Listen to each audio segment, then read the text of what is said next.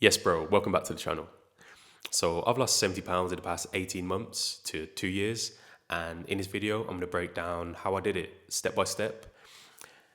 And so I've gone from 240 pounds, depressed, zero motivation.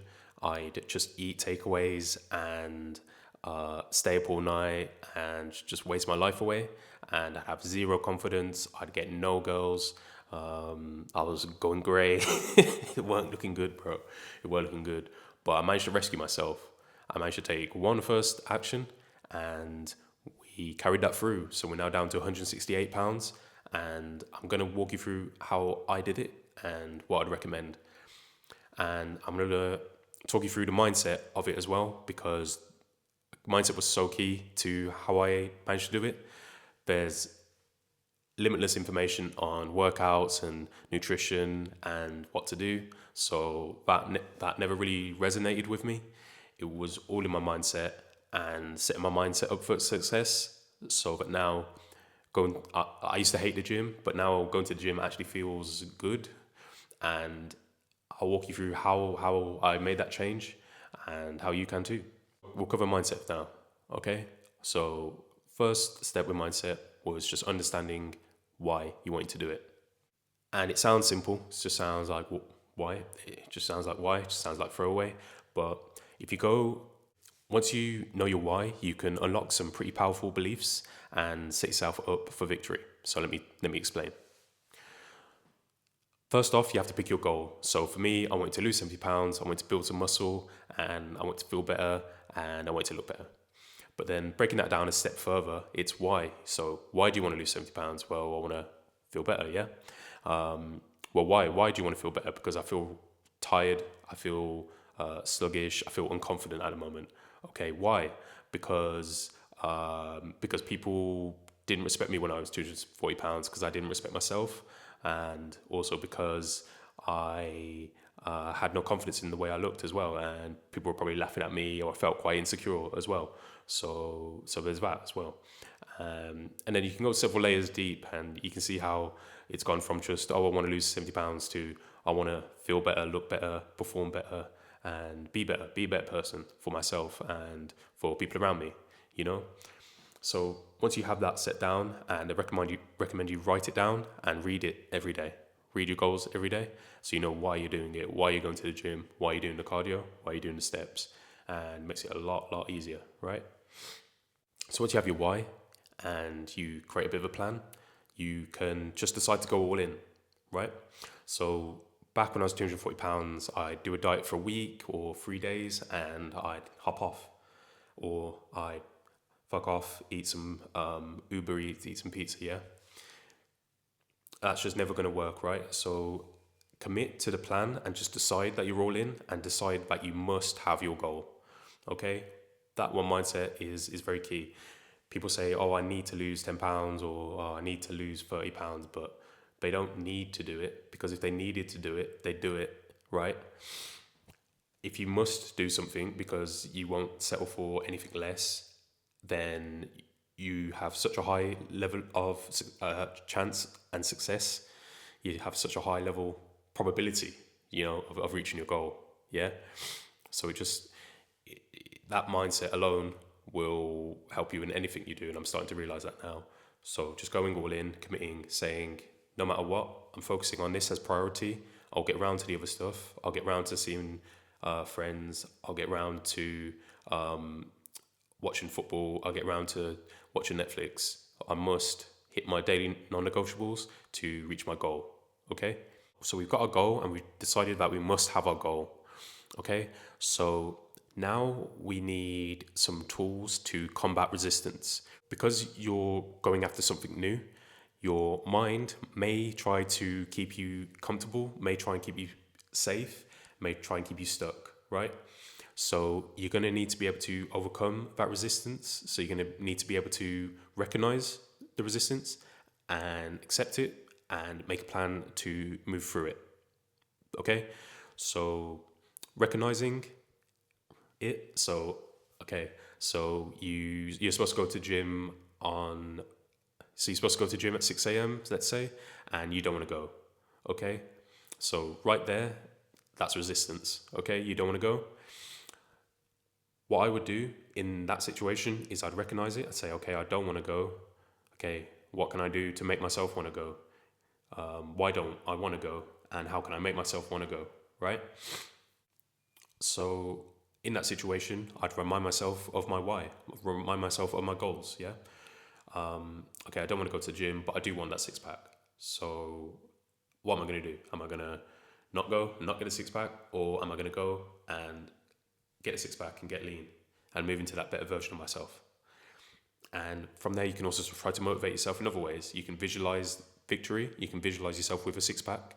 You can reward yourself for going to the gym. So you didn't want to go, but okay, give yourself a chocolate bar once you've gone, 100-calorie chocolate bar or something to sort of bribe yourself. You can say, I'm going to blast my favorite song on 1,000 volume to get me hyped up, get me in the car, get me to the gym, right? I'm going to just stand up and do 10 star jumps, get my blood flowing and get me in a different state of consciousness, yeah? There's different things you can do. So just having that mindset of being able to coach yourself through those tough situations where you don't want to do something and making yourself do it, right? And it's tough at first, and you might have to sort of push past that resistance, but the good thing is resistance comes down slowly once you're used to something, right? So after you've been to the gym 1,000 times, 1,001 is nothing, right? So once you have those habits in place, honestly, you'll just fly through, right? And you can just build and stack on those habits and see exponential progress, yeah?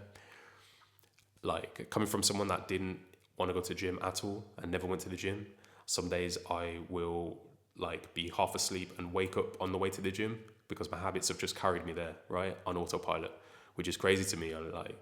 That's the power of habits. And I didn't quite understand it. I've read James Clear, the book. I never really understood it, but once you put it into practice, you understand how powerful habits are, and setting up good habits, getting rid of bad habits is major key, yeah. And realizing that anything you do is habit forming is a big key as well. Here's one for you. So imagine you're supposed to go to the gym at 7 p.m. and that's the time you said, and you don't want to go, so you don't go. Okay, well, now you've formed a habit of not going to the gym, just from that one not going, yeah? Now you've trained yourself to not go to the gym, okay? And here's where it gets worse. So imagine you were supposed to go to the gym, now you don't go to the gym, and now let's say you order a takeaway, order ice cream, and you jerk off instead. Okay, so now you've really fucked up because you've rewarded yourself for not going to the gym, you see? So now you trained yourself as it'd be like a puppy pissing on the sofa and then you give him a Kit Kat, yeah? That's not good. That will just keep you in a negative spiral, bro. You have to break out of that straight away. And at least don't train yourself to not do your good goals, okay? That's bad. Just take it from me because I used to do that a lot. And once you stop breaking your habits and you treat your habits as, protecting them, you'll make easy progress. In my next video, I'll go into mindset a lot more. This is just main keys you need, right? Another key for mindset is having a problem-solving mindset. Okay, so we now got a goal of getting lean, yeah? Of losing 70 pounds and getting that six-pack, yeah? So there's going to be stuff that comes up in the way of that, and there's going to be obstacles, right? So you can look at the obstacles two ways. You can look at the obstacles as that's an obstacle and I'm going to stay stuck and woe is me and I can't believe this happened to me and how dare this happen to me and I'm angry and so on. Or you can look at it as, okay, great, problem to solve. There's that famous Jocko Willink reel where he's like, it's just that gravelly CIA guy and he's just like, the helicopter blew up, good. There was no oxygen on a spaceship. Good. They chopped my legs off. Good. Like that's the mindset those elite level guys have, right? Is if a problem comes, good. Let's overcome it and let's solve it, right?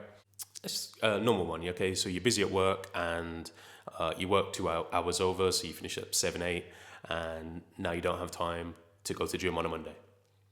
Okay, so that problem's come up, that's happened, that's fine. What can we do to rectify this? Okay, so that Monday gym session, can we move it? Can we move it to a Tuesday? And now we're on track. Now we're on track still. Can you get some steps in anyway? Can you do a bit of cardio on the Monday, and then you don't need to do cardio later on in the week? What can we do? Instead of just treating it as a blocker, let's make progress anyway. Let's flip the situation and make it work for us. Okay, so something's come up and you have to be away from home for 2 days and you can't eat your meal prep. Okay, what can we do? What meals can we get? What are the healthy options? Can we look at problem solving instead of just getting a takeaway? Let's say you've injured your foot. Okay, so your foot's injured. Can you still do upper body on those days? Can you still hop on one leg and get 5K steps instead of 10Ks? No, I'm joking, but just having that mindset, yeah, that can help a lot. So now I'll just cover the training aspect. Throughout all of my weight loss of losing these 70 pounds, I did 4 workouts per week. So that's it, just 4 workouts per week, 10K steps per day as well. So for the 4 workouts, I would do 2 upper body and 2 lower body workouts per week. Yeah. And so for those workouts, I try to progress every single lift every single week, right?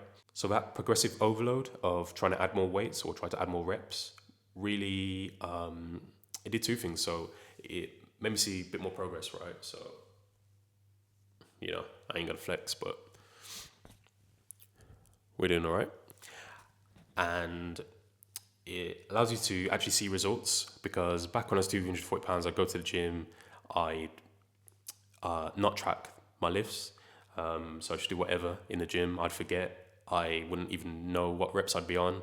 And I'd expect to see growth. And maybe I saw growth for the first few months, but after that, you have to treat it serious. So I was just wasting loads of time, man. Wasting way too much time. So I don't recommend that. Just skip that step and just track. Yeah, like bare minimum. And then also the second thing it did was make it more fun as well. So you go into the gym with a challenge. Okay, I have to beat last week's numbers. So yeah, that's a big key as well. So nutrition, I'll keep it real simple. I did high protein meal plans. I'd focus on chicken, beef, fish, eggs, Greek yogurt, potatoes, and rice and veg, right? So you want to eat high protein so that you stay fuller for longer, because protein keeps you full for longer, and will also fill your muscles, fill your gains, right? Also, potatoes are so big. Like, I didn't realize how full potatoes will actually keep you, because they have really high satiety. So yeah, really recommend potatoes. Don't do rice or pasta. Just stick to potatoes, and if you have to, rice with some veg, right? I will do a full breakdown of my meal plans and all that. But for now, I'll just say prep your meals if you can. So just cook like 1 kg of chicken, cook 2 pounds of chicken at once, and then now you have chicken for 4 days, right? Just doing that saves you so much time, especially if you're working, you've got family to take care of. Just prepping the meals is real easy, real simple. Don't want to hear it takes too long to meal prep. The amount of time it's going to save you for the 5 minutes of getting the chicken out, seasoning it and cooking it, and then storing it. It just going to save you so much time, and it's just a win-win. So just do that. So for your recovery, you're going to want to sleep real good. You're going to want to get 8 to 9 hours, and that's just going to make sure that you're repairing yourself after your gym sessions, and that you're going to keep your hormones stable and keep your hunger levels stable as well. And yeah, you're just going to see a lot of benefits from that.